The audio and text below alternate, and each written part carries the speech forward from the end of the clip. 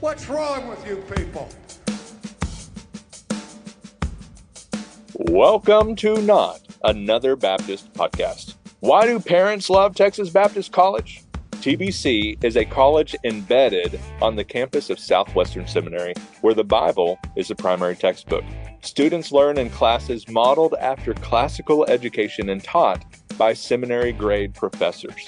On campus, students find an authentic community that encourages spiritual growth. What's even better is that 90% of TBC students graduate debt-free. Art Rayner would be happy about that. Discover more of what makes TBC unique at texasbaptistcollege.com/parents. Parents, check that out. If you're a parent listening to this, check it out. But if you're a pastor, we have some words for you today. But Kyle, before we do that, how are you doing? Hey, I'm good, man. We are fast approaching the second Sunday of Advent, Matt. And you know why I'm excited? I'm always excited about that. Do you know why I'm excited about that? About this Advent season? Because you get to light the second candle? No, I don't actually. Oh. I'm excited about Advent because this is the very first Advent in history when the Texas Rangers are World Series champions. You know what? Weird flex, but I dig it. So I'm preaching this Sunday. Well, that's exciting. First Farmersville. We've got, and here's the thing. Give the guy that, typically preaches long the cap of 10 minutes and see what he does. That's basically what this is. 10 minutes. That's what I've got because it's our Christmas musical day. Oh, okay. So what I did last year, I did this last year. And it's just where it fell. And then that's where the Christmas musical ended up landing. And so I took the content of like the narration and the songs and all of that kind of stuff. And I essentially made like the main idea of that, my sermon in a sentence. And then, I think it was largely kind of people walking in darkness have seen I think that was really kind of the deal. And so I used your part from our book. Hey, which we'll put in the show notes because, sure. Our kids need braces and stuff like that. But anyway, I used the whole nyctophobia or whatever it was that you started that book with. It was such a weird, but I was so proud of you thing. And then we dovetailed into the gospel and that was kind of it. And so I'm going to do the same thing this year. So you preached an expository message based on the Christmas musical. You exposited the Christmas musical. I don't know that I want you to describe it that way. I'm afraid that may get us to fellowship or something. But it wasn't a sermon in search of a scripture, like some people do. Mostly Bart. I'm just kidding. Bart's incredible. Anyway, I got to do that again this week. Ask me how much I've done, how much prep I've done. How much prep have you done? None. All right. Yeah. Fantastic. I haven't had any time. I mean, it's Thursday. As we're recording this, it's Thursday. You got time. I've always made fun of guys that do that, like regularly. It's one thing when it happens. But yeah, I haven't had time at all for this. And, but the upside is I have time to figure out 10 minutes. Yeah. I may not have time for some obscure message in like Song of Solomon or whatever that Bart would give me. But anyway, looking forward to that. And then after that, my mom's coming to hear me preach. And then we are going to Prestonwood for, I think they call it the gift of Christmas. The Flying Drummer Spectacular. Yes. Leaping drummers. Leaping drummers. Anyway, they were rapturing the drummers. Were there 12 of them? Were there 12 drummers drumming? I didn't count. One was right above my head, and I was like, please don't drop the stick. Please don't drop the stick. So, Kyle, what we're talking about today, and we talked recently about, that Lifeway research study of church switchers, the church hoppers. What we're not talking about is, because that was part of it.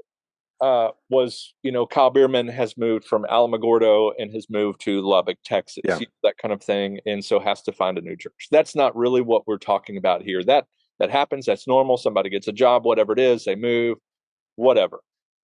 That's not what we're talking about. We're really talking about like the church hoppers, those that get frustrated at their church, mad at the pastor, they change the carpet color, whatever it might be, and they Yeah. decide, you know what? Forget First Baptist Yahoo. I'm going to Second Baptist Yahoo. And it's, they have green carpet. That's what I want. And Yeah. whatever it is. So that's what we're talking about today. And so we had talked previously about that, as far as the church hopping and all of that kind of stuff, some of the reasons behind it in the research. But Aaron Earls, in this article, sets this up. He's got kind of three things to remember. He sets this up with the whole college transfer thing. Now, this is a level of information, and it's finally one of those kind of sermon illustrations or article illustrations where I'm like, I mean, I get it, I understand it in general, but I don't follow college baseball or sports. Like I found out the other day, like one of the Alabama quarterbacks entered the transfer portal as a lacrosse player. Like I thought it was just for Yeah. football. I had no idea. Yeah. So certainly a big deal with football. I realize there's a ton of money Yeah. involved in this, all of that. So Kyle, for the uninitiated like me, the people that only care about the true and better sport and the true and better league, Major League Baseball, um, give us like a elevator pitch of what is the college transfer portal and how does this kind of set up with what we're talking about today? Yeah, so man, in its most simple form, um, college athletes can more or less declare themselves to be free agents. Now, it's not that there are some restrictions on that, I believe, but I mean, a college player can say, I've chosen to enter the transfer portal, essentially putting his name out there, and that means he can leave this university that he's played for, that he's been committed to, which is a fairly recent development in the history of college athletics. And as Aaron says, I think he frames it well. Players leave one school to attend another for a number of reasons, right? They might need to move closer to family. They might have a coaching change at their former school, or a coaching change at a school they want to go play for a coach that they've maybe already have a relationship with. Sometimes it's nothing more than this name, image, and likeness deal where they can make money by doing advertisements and stuff, and they have the ability to get paid more Hold on, at say Alabama than they do at Texas Tech. hold on. Like that's Let me interject because you just actually taught me something for the first time in a okay. 10-year friendship or whatever. You've taught me something. I thought the NIL was like some kind of an organization like the NCAA. Oh no, This name, whole time, image, this likeness. entire time where I saw like according to N nil or whatever, and I'm thinking this was like NCAA or WAC or one of those acronyms. I had no idea that this was essentially Yes. their Yeah. baseball Name, card. image, likeness. Yeah. And what that's allowed college players to do is to essentially earn money by doing endorsement deals. They're still not getting paid other than scholarships. They're not getting paid to play their sport. They can get paid to use their picture and like do endorsements for local businesses and stuff. And there's some that, um, I mean, some of those are making lots and lots of money, especially for college kids. Yeah. Um, So what you're saying is Rhett Bomar was just like 20 years too early to the college scene. yes, Um, this thing that and look, to be fair, this has been going on forever. All right, I mean, that you can now look back. it's just okay. There's all kinds of scandals. Yes, now it's acceptable. They've made it. I don't know if illegal or legal is the right word, but it's not against the NCAA rules anymore. So what that's done is that's really opened up this college transfer portal, and so now you have a college athlete who's performing really well in their sport at a smaller school, or maybe a lesser known school, or even a Power Five school that's not like Texas or Alabama or Michigan, and suddenly they can transfer. So, I mean, you have lots of guys that will transfer. I mean, sometimes 2, 3 times throughout their college career, and so it's created some chaos within within college athletics. Kyle, you've created some chaos on this podcast because I asked for an elevator Yeah. speech. Well, I know You there's a gave like lot to it. whole. So another thought. I think we get it now. Okay. I can move up, bigger and better Yes. deals, whatever, spotlight, better program, better coach. Yes. I'm not getting playing time, whatever. Yeah. Hear me out. Exactly. Hear me out. The pastor transfer portal, where I mean, Kyle, we used to call that the state convention job board, didn't we? Isn't that what that was? but I'm saying we also need some NIL money here. Oh, okay. Where like, you know, Kyle says, yeah, I put my name out there. I'm available for the transfer portal, or I don't know, the IMB plus, I don't know, the Lottie Moon Christmas offering endorsement or something. Like, I don't. Okay, let's go on to the guaranteed 4-book deal. I need a yeah with Baker House or something. Okay, yes. so anyway, here's the deal. Back to the topic at hand. After the elevator speech, that the elevator got stuck on the 11th floor, and you were stuck with Kyle to listen to this mess. Pastors may not have much control over whether somebody leaves another church to join theirs, right? That Right. sometimes it just happens. They just show up, and sometimes they show up and you don't have a clue. You haven't had that conversation with them yet. They're just visiting for a while, where they join, and then you have that conversation like, "Oh, you're leaving. Oh, that church is like a block away. Let's talk about that." Yeah. But Aaron adds, they can avoid actively seeking to coerce Yep. members of another congregation to leave. So this isn't where we're out there trying to entice members from another church or whatever. There is times that people just show up, and these are some three things to consider when we are dealing with some of the church hopping that is out there. Because number one, they may bring their discontentment with them. Yeah. They're not leaving because they just don't want, they've moved or something like that. In maybe some gross reason, like the pastor is preaching heresy or something like that. But this is just somebody that they didn't get their way, carpet color change, whatever it might be, and they show up at First Baptist Yahoo. They are bringing all of that baggage with them. And so, Kyle, let's talk about that.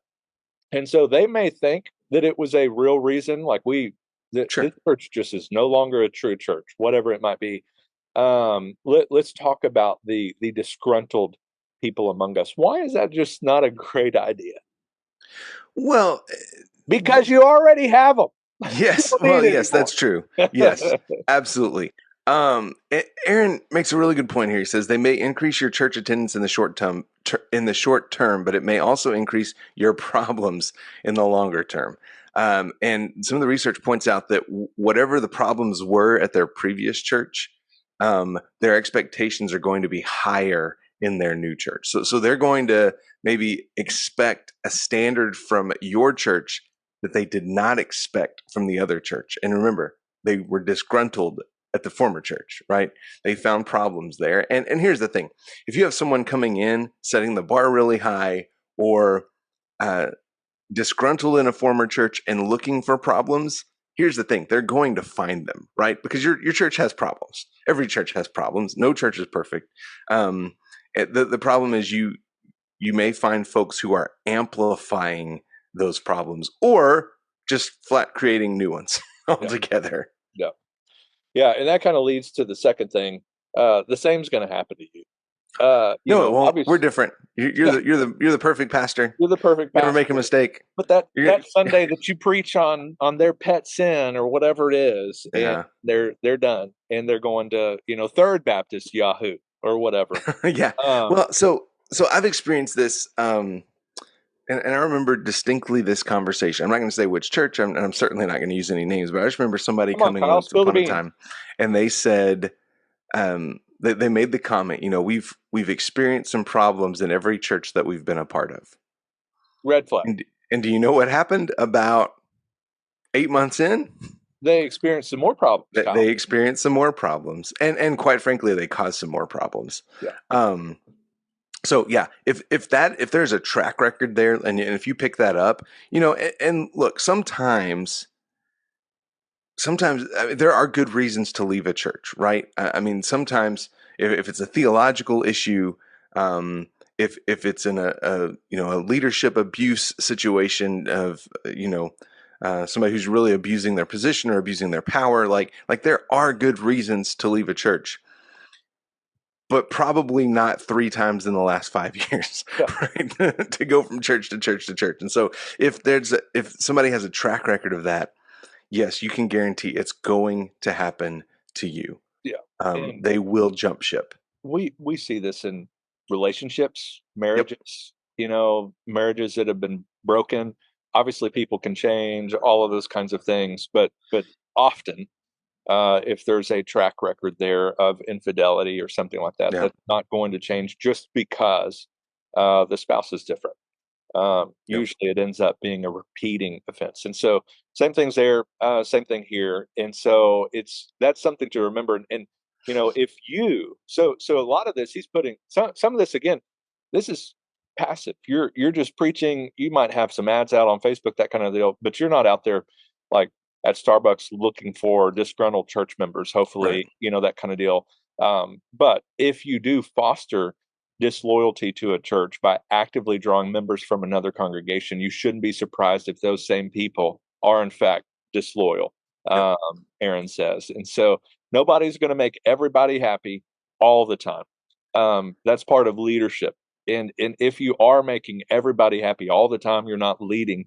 And those who poach from another church are going to those same people are going to be prone to leave the minute things get difficult for them at the new church. So Yep. just it's not worth it. And then the big one, here's the biggest of all.